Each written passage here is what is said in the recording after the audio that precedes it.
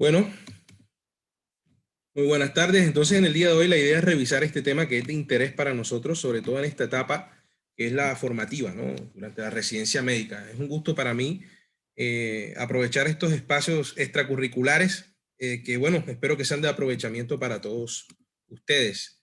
El tema de hoy va a ser estrategia de búsqueda bibliográfica en 5 pasos. De manera práctica vamos a repasar qué es una búsqueda bibliográfica, por qué es importante la evidencia científica y además de eso, de cuál es la recomendación que doy desde mi perspectiva o desde mi experiencia, que tampoco es mucha ni basta, pero al menos sí, para ponerla en práctica. El objetivo entonces de esta charla es que ustedes puedan realizar de manera rápida, simple y organizada una estrategia de búsqueda bibliográfica de cualquier tema de su interés, sobre todo en motores de búsqueda y en revistas científicas enfocadas en anestesiología. Para ello planteo esta tabla de contenido de 3 puntos que van a ser generalidades, estrategias de búsqueda y las conclusiones finales. Muchas veces nosotros durante charlas que vamos a ir desarrollando durante la residencia, utilizamos esta palabra de manera muy rutinaria. La evidencia muestra, la evidencia nos dice, según la evidencia, porque nos hace escuchar más interesantes. Pero hombre, tenemos que saber qué es la evidencia, porque finalmente a partir de lo que nosotros conocemos podemos poner en práctica de manera mucho más eficiente cosas. En este sentido, vemos que la evidencia, según la RAE, se define como la certeza clara y manifiesta de la que no se puede dudar, y que esto también puede ser visto como una prueba determinante dentro de un proceso. En este sentido, vemos entonces que la evidencia dentro de la práctica clínica es algo indispensable e importante, porque a partir de este término, que significa medicina basada en la evidencia, que no es un término nuevo, desde la época del siglo V antes de Cristo con Confucio, ya se hablaba de la medicina basada en la evidencia, en donde empezaban a describir la utilidad del opio para el control del dolor en la China antigua. Pero fue hasta finales del siglo XX en donde ya el doctor Gordon Guyat, que es padre de la medicina basada en la evidencia, dijo la importancia de la evidencia científica dentro de la práctica clínica de nosotros como grupo médico. Sabemos que la medicina basada en la evidencia va a ser definida como una serie de actitudes que desde el punto de vista académico y práctico nos permiten dar una atención médica de calidad a cada individuo, en dependencia del entorno en donde nos encontramos. ¿Para qué o con qué objetivo? Para poder brindar estrategias diagnósticas y terapéuticas que sean más efectivas y que obviamente sean factibles según la disponibilidad de los recursos bibliográficos actuales. La medicina basada en la evidencia no busca hacer una receta de cocina y es algo que nos tenemos que meter en la cabeza. No todo paciente con falla cardíaca se trata igual, no todo paciente con hipertensión se trata igual. Y la evidencia no nos va a ayudar a decir que de esta manera los tratamos y así todo el mundo se trata. No. Lo que busca la medicina basada en la evidencia es integrar los 3 componentes esenciales del método científico, que son la experiencia clínica, la evidencia bibliográfica disponible y las preferencias y necesidades del paciente. Esos 3 pilares siempre se deben unificar para poder plantear estrategias que sean conscientes, explícitas y que tengan un juicio clínico adecuado y de esa manera brindar, obviamente, intervenciones que sean mejores y que estén actualizadas para que las intervenciones clínicas que nosotros planteemos a nuestros pacientes sean orientadas a diagnósticos más precisos, atenciones eficientes y preservación de los derechos y preferencias del paciente. Entonces, dentro de este mismo orden de ideas, vemos entonces la importancia que tiene la evidencia, pero la evidencia la encontramos en diferentes sistemas de lectura, ¿no? Sí, artículos. Entonces, ¿qué artículo es el que yo voy a leer? ¿Cuál voy a escoger? ¿Cómo yo hago para identificar cuál es el artículo que más me sirve?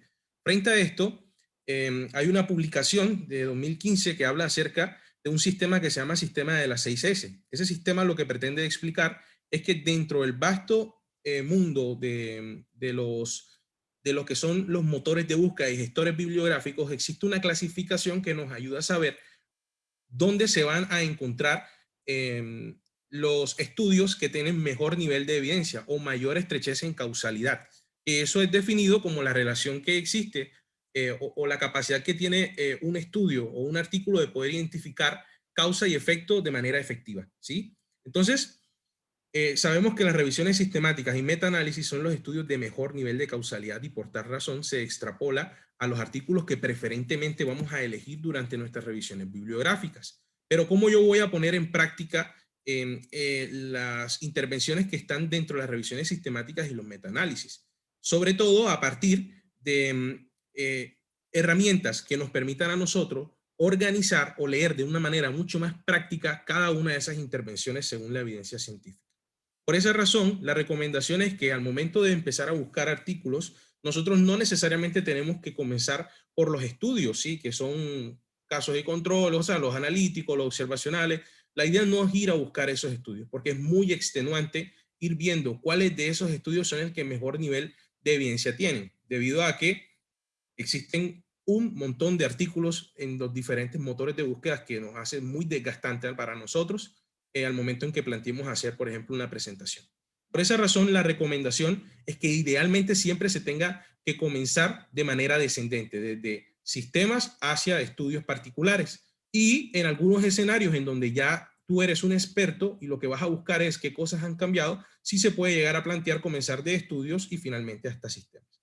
Cuando digo estudios, ¿a qué me refiero? A estudios son todo el grupo de artículos que son orientados a estudios observacionales, analíticos, ensayos clínicos que son publicados en las diferentes revistas bibliográficas. Dentro del escenario de la anestesiología, las revistas bibliográficas con mayor impacto, debido a que son cuartil 1, son estas revistas que aquí enumero.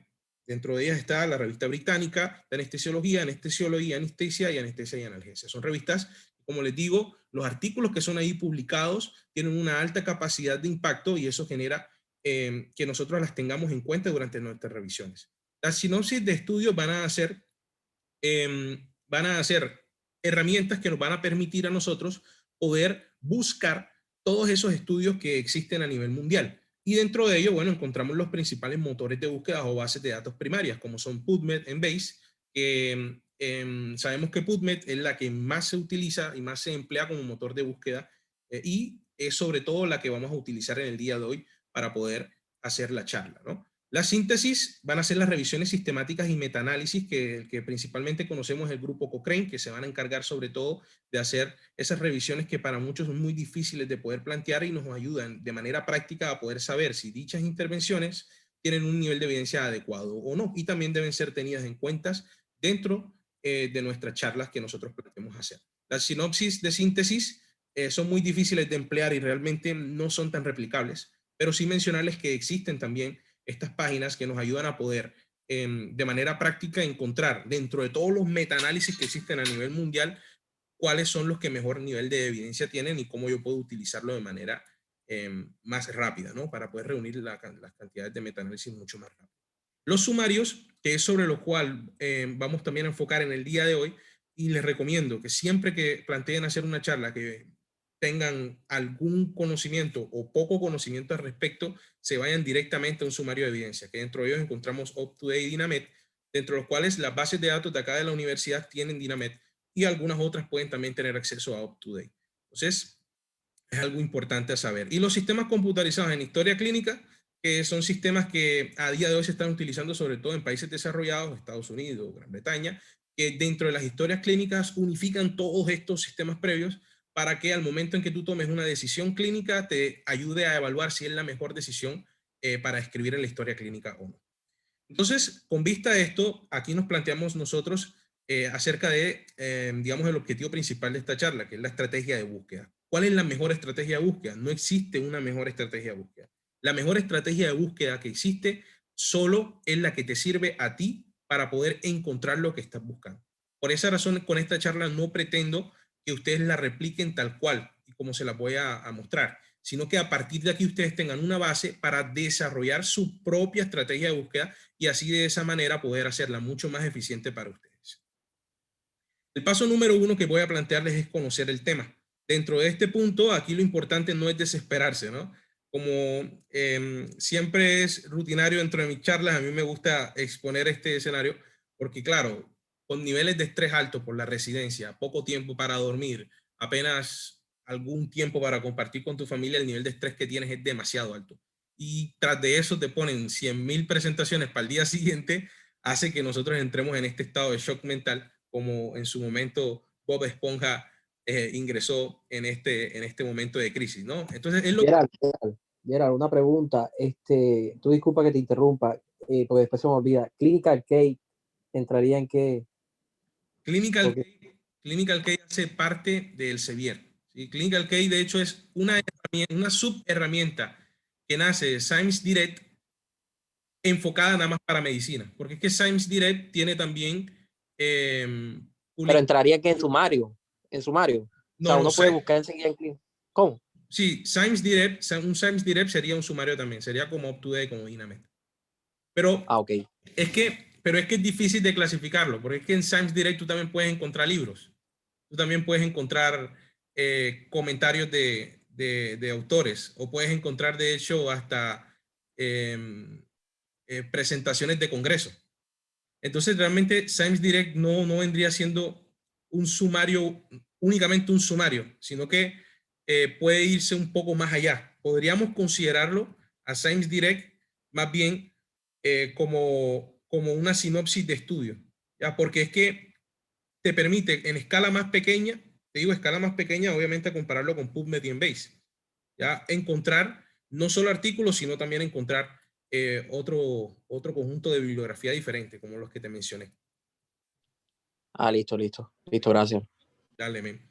Entonces, lo primero es esto, conocer el tema, con el objetivo de poder identificar cuáles son los puntos relevantes que para la persona que quiere buscar e investigar acerca de ello,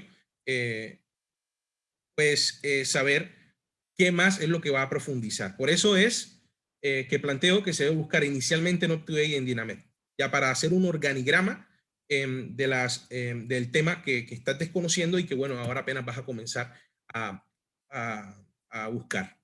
¿Cuáles son los vicios que se deben evitar durante este primer paso? No pretender entender el artículo en la primera lectura, no utilizar solo esta referencia para armar tu presentación y no perder la cabeza como lo hizo Esponja con tanta información que vas a leer.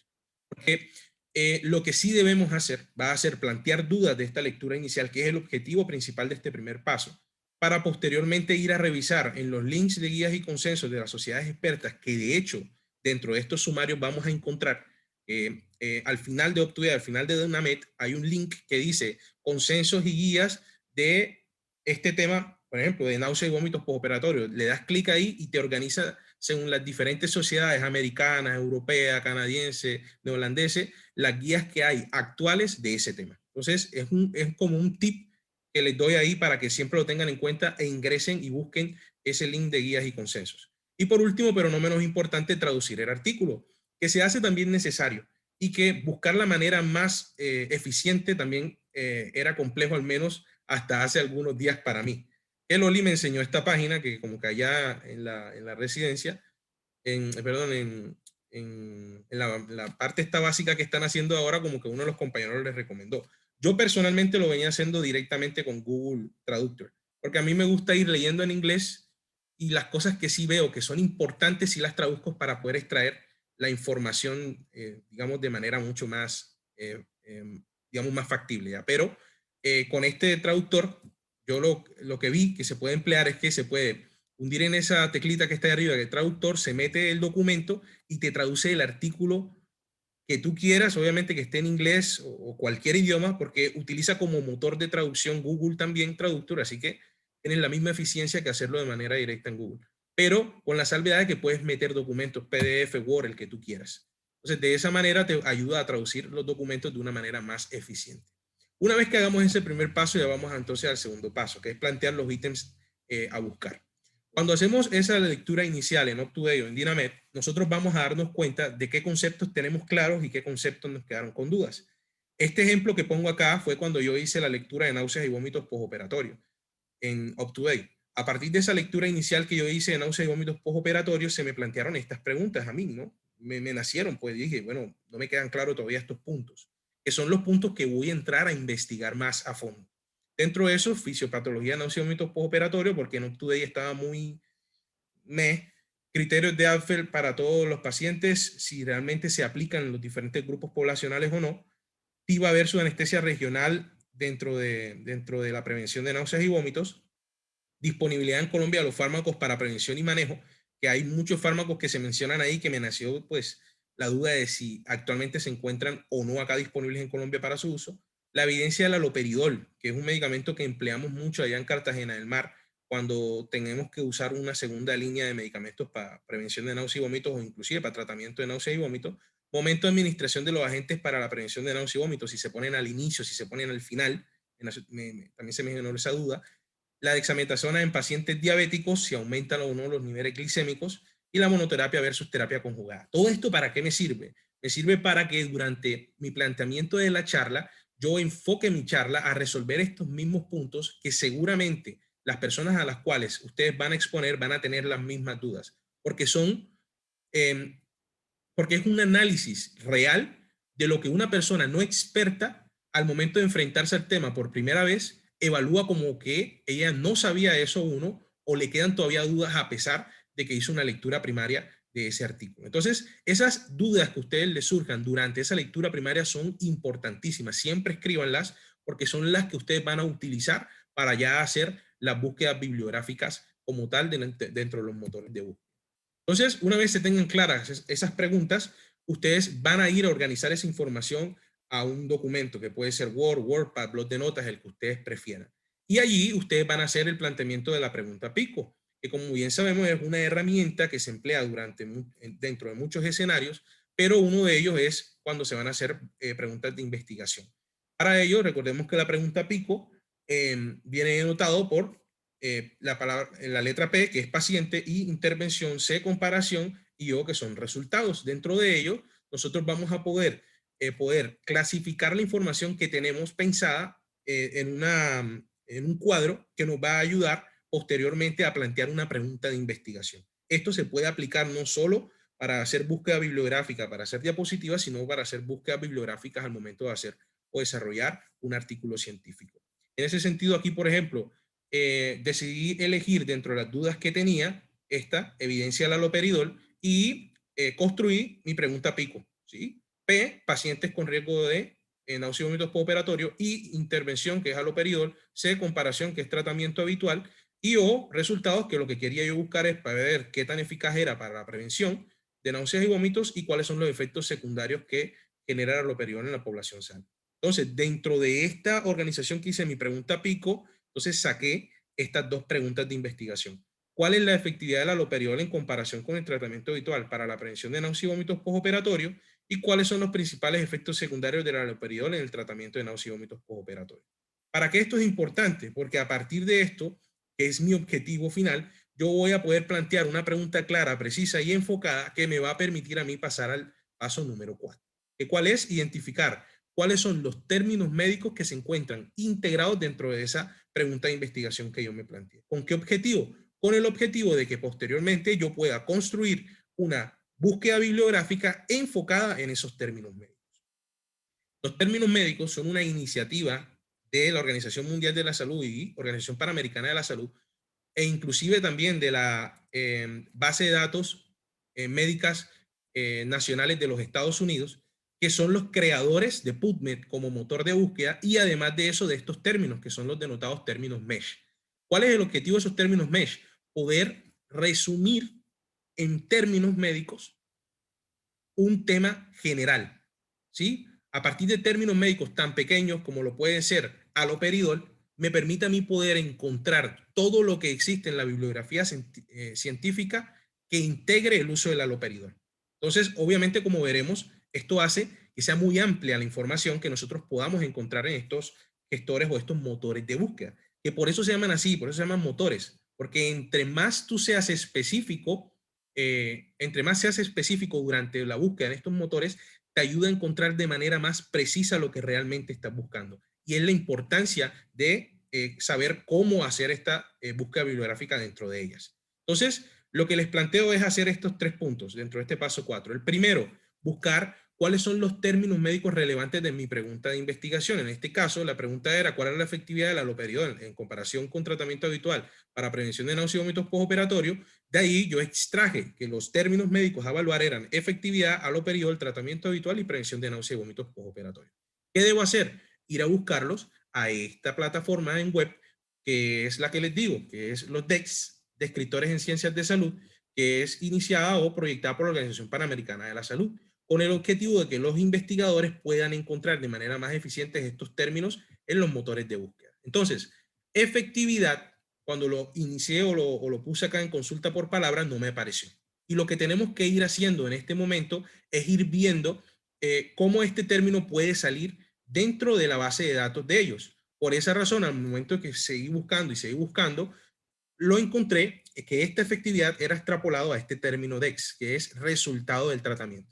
finalmente el resultado del tratamiento es lo que me permite a mí saber si es efectivo o no. Entonces, es un término que se acuña a lo que yo pretendo buscar en esta pregunta de investigación. El otro término, aloperidol, sí apareció como aloperidol, así que perfecto. Tratamiento habitual, no me apareció como tratamiento habitual.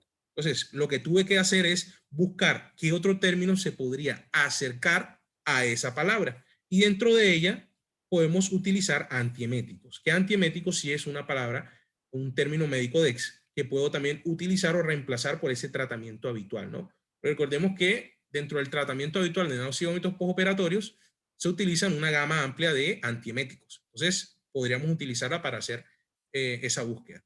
Y lo otro son náuseas y vómitos postoperatorios, que aquí es prevención de náuseas y vómitos postoperatorios. Entonces, este término final me ayuda a mí a poder saber cuáles son los 4 términos que voy a emplear en mi pregunta. Esta es la manera en cómo sale cuando ustedes buscan una palabra, sale ahí en Dex y ahí ustedes se dan cuenta de 2 cosas importantes. Primero, cómo es la traducción en inglés, que esa traducción en inglés es la que nosotros vamos a copiar y pegar en nuestro documento Word. Y lo otro es que también nos va a ayudar a nosotros saber a qué corresponde esa palabra. Fíjense que aquí en sinónimos en español dice efectividad clínica, efectividad de tratamiento, eficacia clínica, y eso se extrapola a lo que yo estoy queriendo buscar para mi pregunta de investigación. Una vez nosotros ya tengamos todos los términos en inglés, que ya esos términos en inglés se dejarían de llamar DEX, que son descriptores en ciencia de salud, pero en español, a llamarse MESH. Son lo mismo, DEX y MESH son lo mismo, sino que DEX son en español y MESH son en inglés. Una vez ya los tenga todos, entonces entro a este buscador de términos MESH, que con este buscador de términos MESH, al momento en que yo ponga ahí en el buscador, cada uno de ellos me va a arrojar los diferentes sinónimos que tienen, que es los que están ahí en el cuadro rojo, que por lo general van a denotarse con ese término entry. ¿Ya? De esa manera yo cojo todos los sinónimos que tiene esa palabra, o al menos los sinónimos que me interesan saber de ese tema en específico, porque hay algunos títulos o hay algunos términos que tienen sinónimos que salen un poco del alcance de lo que yo quiero buscar. Entonces sí es importante que al momento de elegir los sinónimos sean sinónimos que sean afines a lo que tú quieres buscar. Y una vez ya nosotros identifiquemos cuáles son los términos DEX y MESH, vamos a otra vez a nuestro documento para organizar la información que ya tenemos. Ahí entonces nosotros vamos a poder identificar los sinónimos, escribirlos y construir posteriormente la búsqueda bibliográfica utilizando los operadores booleanos, que como bien sabemos son AND, NOT y NOR. AND te ayuda a ti a poder integrar los componentes de los términos MESH que estás queriendo buscar.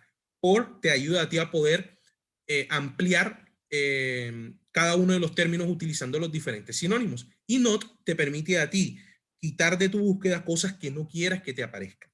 Entonces, para tenerlo en cuenta. Una vez organicemos ya nuestro documento, pasamos al paso 5 y final, que es realizar la búsqueda bibliográfica y descargar los artículos de interés. Les planteo que para hacer dicha búsqueda bibliográfica utilicemos estos 2 motores, que son PubMed y Google Scholar. Aunque suene irónico, Google Scholar es un excelente motor de búsqueda, que ya a día de hoy se sabe que tiene una aplicabilidad clínica relevante. Hay diferentes estudios que evalúan la efectividad de Google Scholar para poder encontrar artículos de interés. Recordemos que Google es una herramienta que dentro de ella existe un algoritmo gigantesco de búsqueda y que no debe ser menospreciada tampoco por parte de nosotros cuando hacemos búsqueda bibliográfica. Porque PubMed nos va a ayudar a encontrar artículos relevantes en inglés, sobre todo. Pero recordemos que en español hay muchos de ellos que se quedan por fuera, porque Google PubMed por lo general no permite o no selecciona como tal artículos en español, dado a que no tienen un gran impacto a día de hoy. Sin embargo, con Google sí podemos identificar esos artículos en español de ese mismo tema que se salen en muchos escenarios del tema. Entonces, es importante saber que existe también Google Scholar y, digamos, la ventaja que tienen ambas herramientas es que reconocen los operadores booleanos. Entonces, la misma pregunta de investigación que tú haces en inglés en PubMed, puedes traducirla en español para hacerla en Google Scholar y te va a salir con resultados tan eficientes como los que te salen en PubMed. El día de hoy vamos a hablar sobre la búsqueda en PubMed. Entonces, con este ejemplo, lo que estoy mostrando aquí es que dentro de la herramienta de PubMed hay una pestaña que se llama Advanced, que dentro de esa pestaña Advanced sale esta herramienta de construcción, con el objetivo de que nosotros vamos ingresando palabra por palabra, como están viéndolo aquí en el ejemplo, y a medida que vamos ingresando las palabras y conectándolas con los diferentes operadores booleanos, vamos construyendo nuestra pregunta que construimos ahí dentro del documento. Una vez la construyamos, le damos en Search y de esta manera nos ayuda a encontrar los resultados de manera eficiente que nosotros tenemos o que surgieron a partir de ese tema. Una de las cosas importantes durante esta búsqueda es la aplicabilidad de los sinónimos que previamente nosotros elegimos. Si nos damos cuenta cuando comparamos la búsqueda bibliográfica sin sinónimos y con sinónimos, encontramos que por lo general cuando aplicamos sinónimos a estas palabras, encontramos mayores resultados que sin aplicarse. Esto es para algunos escenarios y siempre y cuando se escojan sinónimos afines a la pregunta de investigación que estás escogiendo. No quiere decir que entre más sinónimos sea mejor. Quiere decir que entre más sinónimos relevante para lo que buscas es mejor. Y una vez ya nosotros identifiquemos los artículos, abrimos las pestañas de PubMed y ahí vamos a poder entonces ingresar en esta pestañita que está ahí en la parte de arriba a la base primaria en donde está publicado el artículo y de esta manera explorar dentro de nuestras bases de datos que nos da la universidad si podemos acceder o no a ellas, o ir a la vieja confiable, Sci-Hub, que es una herramienta fantástica. Yo sé que es pirata y que no debería estar diciendo esto porque, a ver, fomentar la piratería, pero dentro de lo malo que tiene por cómo nació, ni siquiera por cómo nació, porque es que el objetivo que tuvo, ahora se me escapa el nombre de ella, pero fue una mujer que esta fue su proyecto de grado, de poder generar que todo el mundo tuviera libre acceso a la bibliografía. Es una excelente, digamos, idea de investigación, un excelente planteamiento que a día de hoy nos ayuda a nosotros mucho dentro de nuestro campo académico. Entonces, si no la conocían, conozcanla, que es un excelente aliado y que nos permite a nosotros, utilizando los DOI, ¿sí? Que son unos códigos de registro único que tiene cada uno de los artículos, hacer búsquedas dentro de ella para poder abrir ese artículo en IPs que hay a nivel universal. ¿Sí? Cómo funciona la página, o al menos como yo he visto que funciona, es que ellos tienen acceso a IPs que han descargado esos artículos a nivel mundial y de esa manera nos permite a nosotros poder acceder. Entonces, allí nosotros tenemos acceso, por ejemplo, a este artículo, que por ejemplo, era pago en Cochrane y que si no lo pago no tenía acceso a él, pero que con Sci-Hub me lo abrió y pude poder leer al respecto y poder tener acceso a este artículo. Como les digo, es un excelente aliado que debemos aprender a cómo utilizar.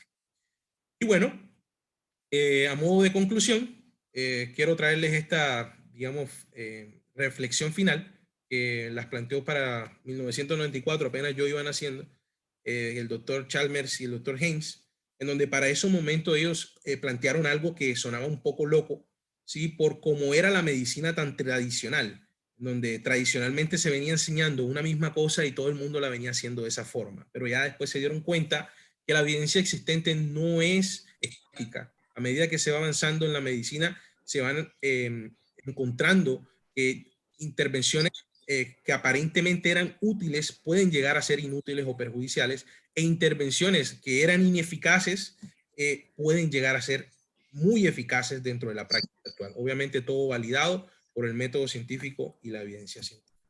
Eso es todo, chicos. Muchas gracias. Entonces, preguntas, dudas o comentarios al respecto, quedo atento. Déjenme ir pauso.